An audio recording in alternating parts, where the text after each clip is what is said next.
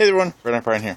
Thought I'd do a quick update video on my tensioners on the back of the Craftsman racer. I have made a few more changes for the better. I have reduced the rear pulley yet again. I believe I started off with a 3-inch, then I went to a 2.5. Now I got a 2-inch on here. I do believe that's a 2-inch. Or I started off with a 4-inch, went to a 3-inch. And this is a 2.5. I'm not 100% sure what size this pulley is.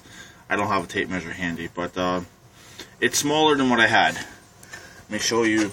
I can actually show you exactly what I started off with. Well, from this one to this one, which I do believe is a 2.5 or 3-inch. So I believe this one here is a 2-inch, or it's a 2.5. So like I said, I don't have a tape measure handy, but as you can see, they're pretty much just step down in size. So now I do have my final size. You may be looking at this and saying, oh, that belt's going to slip off as soon as you put power to it. Technically, yes, it will. But let me pop the brake for you.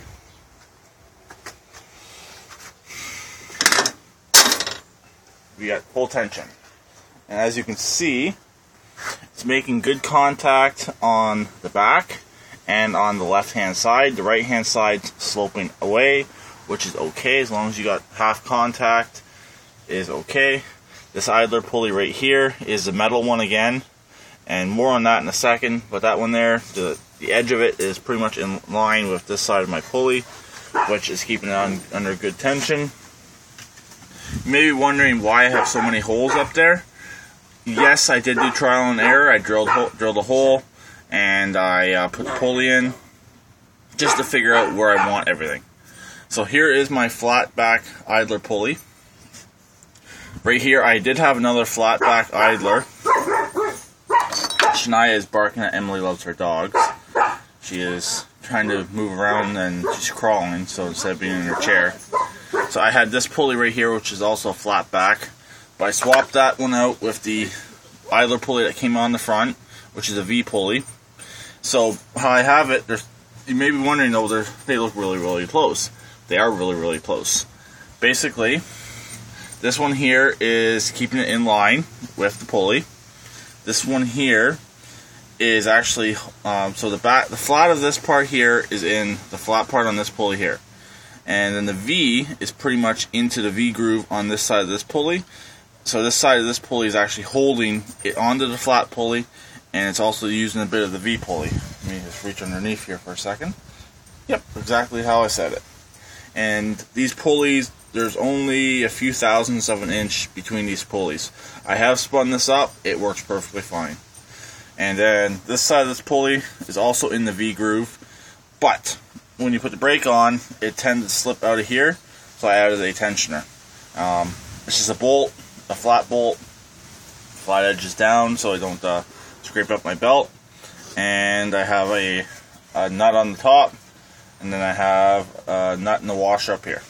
So that's my final setup. As you saw when the brake was on, it was pretty loose, which I want, because I want this thing to be able to stop. I'm still having braking issues. On the weekend, before I take this out for a spin, I'm going to pull the brakes right apart and figure out why they're not working. I'm getting good tension on them. I'll show you the brake lever is moving.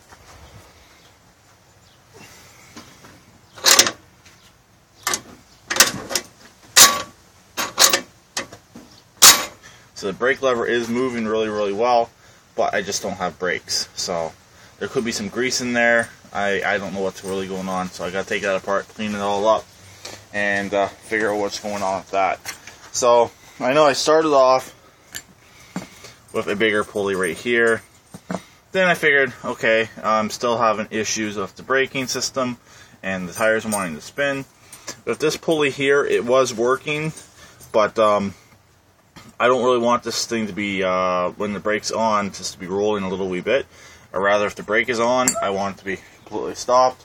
I don't want the transmission spinning at all. So with this pulley right here, that's what I'm going to have. I will probably post in the description below what I started off with and what I went to, and what I started off with, than what I had, and then what I have on here now. I'll grab a tape measure. It's easier posting it in the description for stuff like that. So let's see if this thing will fire up. It probably will not. I haven't started it up today. Also, I'm going to between my rear tranny mounts back there and all the way up to the front, as far forward as I can get, because I do have some obstacles in my way. My brake support, or sorry, my fender support, which goes all the way up, and it is bolted on. I was going to put the frame connectors in, or I might just go from the back to here, then from here to the front on both sides, and then I'll weld them in. I was thinking about using angle, so if I use angle, I'll just cut out the angle around this support right here. Then I will just weld it up real good.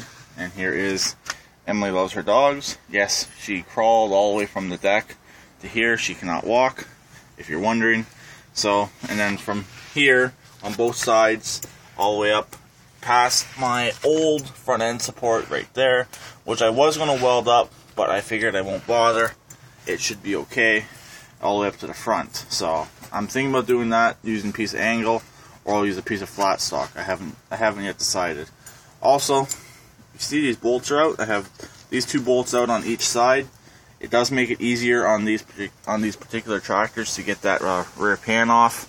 So some people say, oh, take the dash right off, but really only have to undo is these two bolts on each side. Leave the front one. It's fine. I don't have a front one here anymore. I welded it because I put my supports in to help prevent the frame from cracking on top. But yeah, that's how it's all set up. Let me turn the motor over. Also, I've gotten rid of just about every mower related object on this tractor, except for this right here. It's still here, which I may or may not leave it, and my mower raise and lower, which is also staying as a handle to hold on to while I'm driving. So I like driving with just one hand, and I want somewhere to put my hand. So, and I gotta put my brake back on. Careful I don't step on Emily. That would not be good.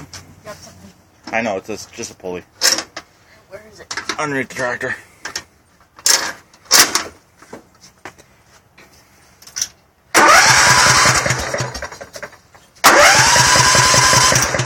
So you can see from the video, the pulley, or sorry, the belt just moved a little wee bit, but it has nowhere near enough tension to move that pulley with the brakes on.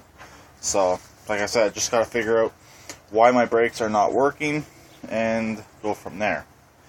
So, also I'd like to point out one other thing. If I can find it. Here it is. I was going to try to use this pulley right here. It's a really good pulley to use, but it's just a little bit too big. The reason why I like this pulley, it has a nice big groove in it. This is the one I was using on the Kubota. I never ever had belt slippage because it has such a big groove, and when you put the clutch in, or sorry, when you release or anything, actually I did use it on this tractor a little bit when I had a different pulley tensioner set up. When the belt slips, it tends not to slip all the way out, but you got to have it exactly correct to make this one work. So now I'll put my ratios in the description below. I have a it's not Peerless, it's a MST 206 transmission. If anyone knows how to figure out my top speed in 6th gear, I do go all the way to 6 on this now. I did figure that out yesterday. Let me know what my speed should be on this. So I have no idea what the ratio is and how to figure it out. So if anyone knows, and if you can figure it out quick enough, please let me know in the description below. So I'll talk to everyone later. Please keep it redneck like always, and please subscribe and comment.